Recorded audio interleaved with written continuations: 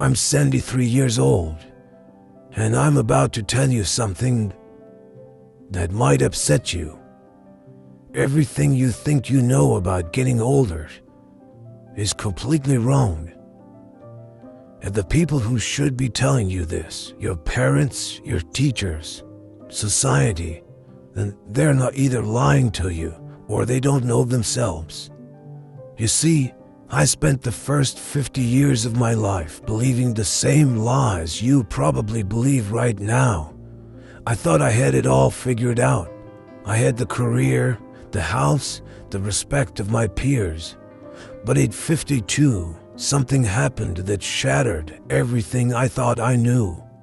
And what I discovered in the 21 years since then has completely changed how I see life, death, and everything in between. But before I tell you what happened, I need you to understand something. The reason I'm making this video isn't to impress you or to make myself feel wise. I'm making this because I'm running out of time, and there are things you need to hear before it's too late. Not for me, for you. At 52, I had what doctors call a cardiac event.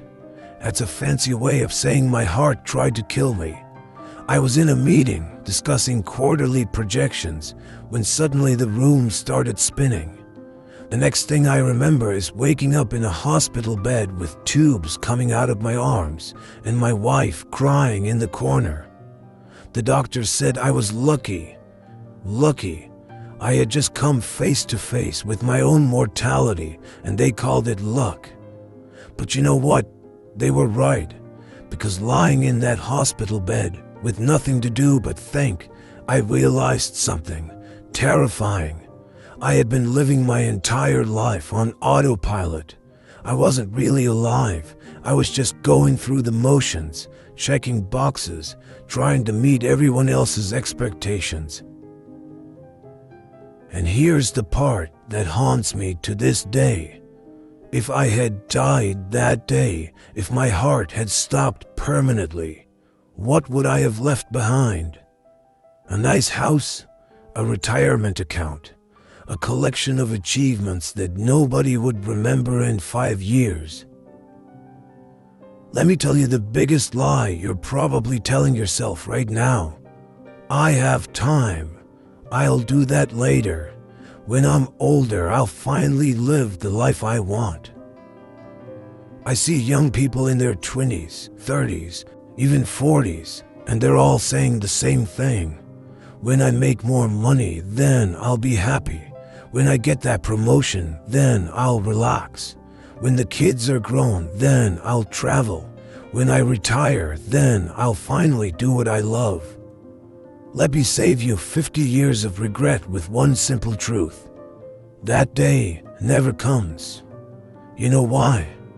Because the goalposts keep moving. You get the promoting, and suddenly you need the next one. You need the next one. You make more money, and suddenly you need more money. You're always chasing something just out of reach. And before you know it, you're 70 years old, wondering where your life went. I did this. I spent 30 years climbing a ladder, only to realize when I got to the top that it was leaning against the wrong wall. And you can't climb back down and start over. Time doesn't work that way. Here's something nobody tells you when you're young. Success is a terrible goal.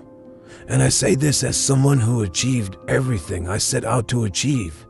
I made partner at my firm. I bought the house. I had the respect of my colleagues. And you know what? None of it mattered. You achieve your goal, and for about 48 hours you feel amazing. Then the feeling fades. You're back to baseline.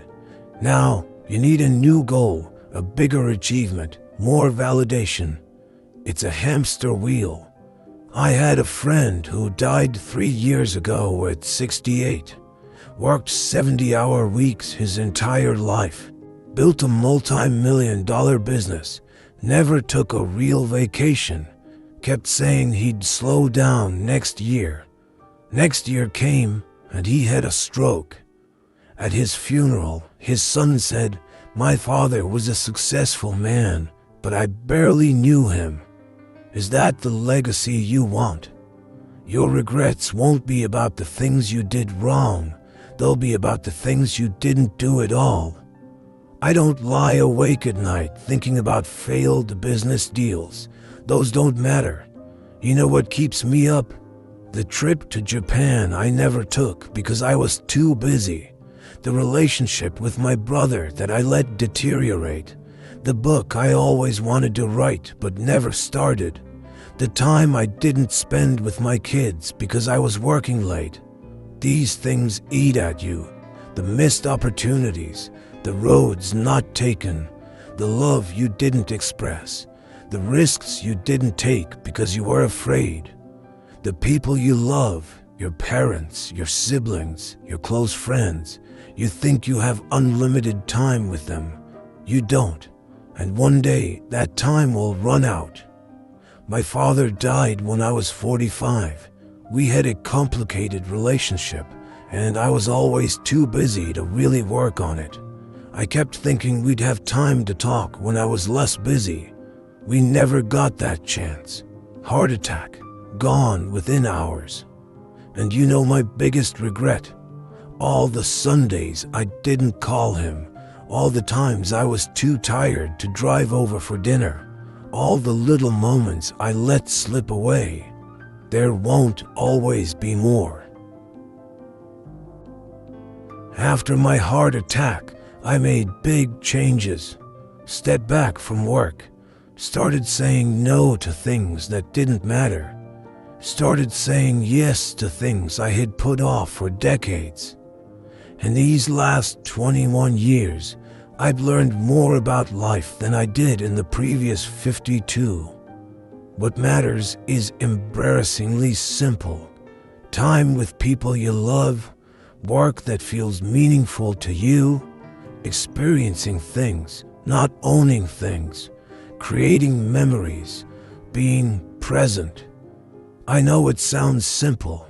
When I was your age, I would have rolled my eyes. Sure, but I have bills to pay. And yes, you do. I'm not saying quit your job. I'm saying don't sacrifice what matters for what doesn't. Here's a question I want you to ask yourself, and I want you to answer it honestly.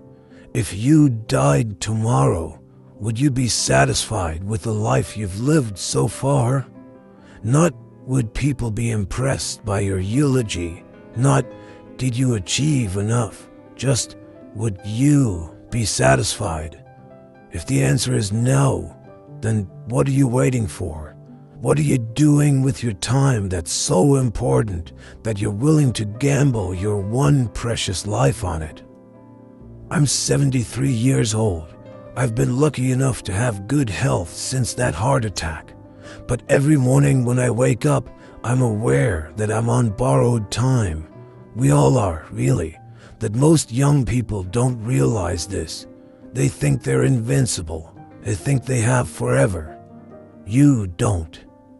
I have grandchildren, 3 of them, and when I look at them, I see the same patterns I see in most young people today. They're stressed, they're anxious, they're chasing things that won't make them happy, they're making the same mistakes I made. And I try to tell them, I try to share what I've learned. But you know what? They don't really listen, not because they're bad kids, but because they can't. They're living in the storm right now. They can't see the patterns yet. They think their situation is unique, that the old rules don't apply to them. That's why I'm making this video. Because maybe, just maybe, if enough people hear this message, someone will actually listen. Someone will make different choices.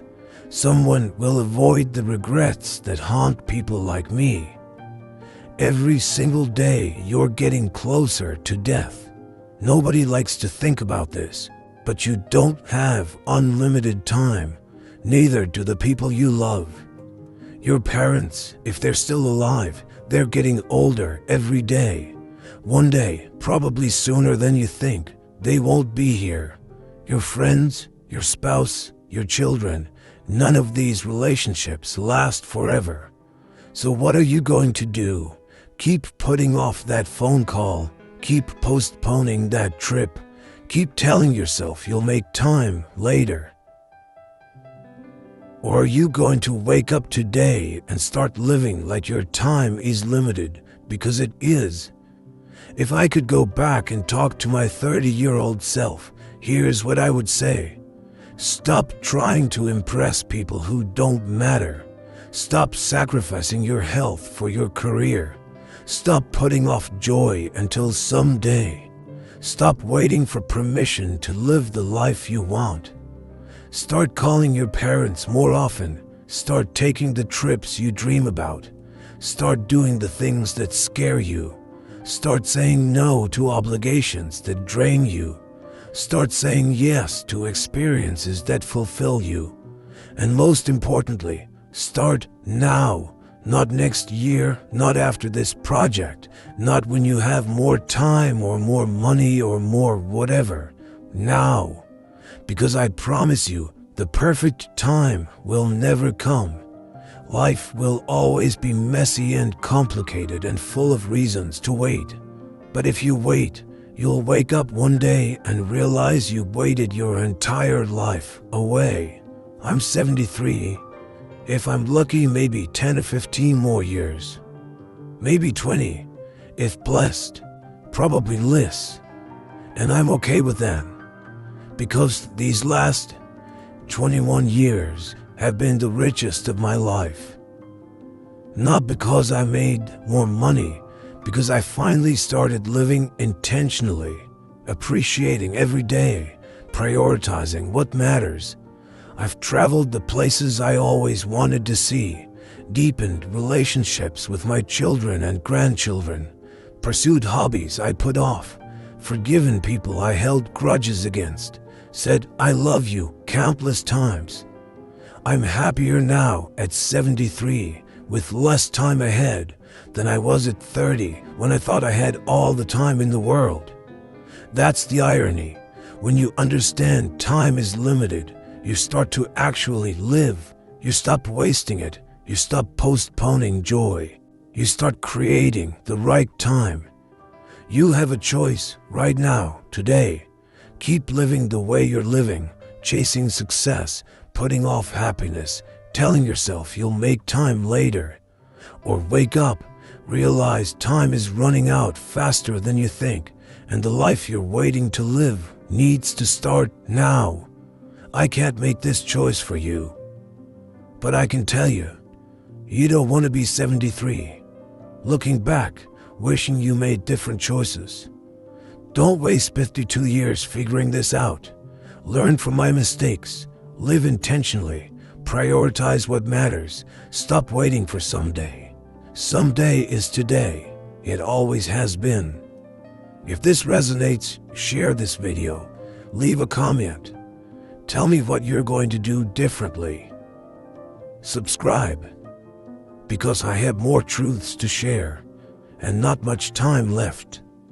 The clock is ticking. What are you going to do with your time?